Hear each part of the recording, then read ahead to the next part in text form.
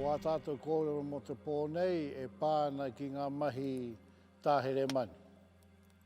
E ki ana ko te miro o te hua hei whakahiunu i te mani.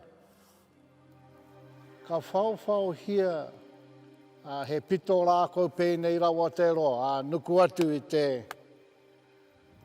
whāputu ki te ono putu. Ana pēnei te whānui, walu inihi ki te tekau inihi te whānui.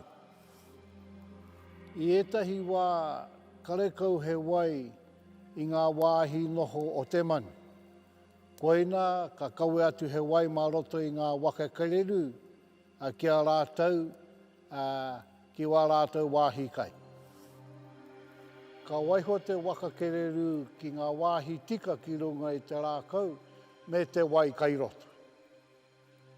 Ka whakamaua ki ngā pau. Ka lulukuitia ngā pau nei ki wētahi peka pakari ki a tū māro ai. Ka whakatako tō pae te waka kereru. Kia ngā wari te umai o te manu ki runga i Onamata, ana kia pai tana unu i te wai.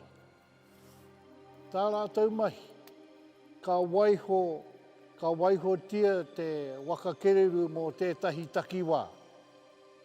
Ana kia tau ngā rawa te manu ki tēnei āhua. I te wā ka tino tau ngā manu nei i tēnei āhua, kātahi ka hangaia te māhanga i ngā taha ērua o te waka kereru. Ka hara mai te manu, ana ka tatu ki runga i te waka kereru.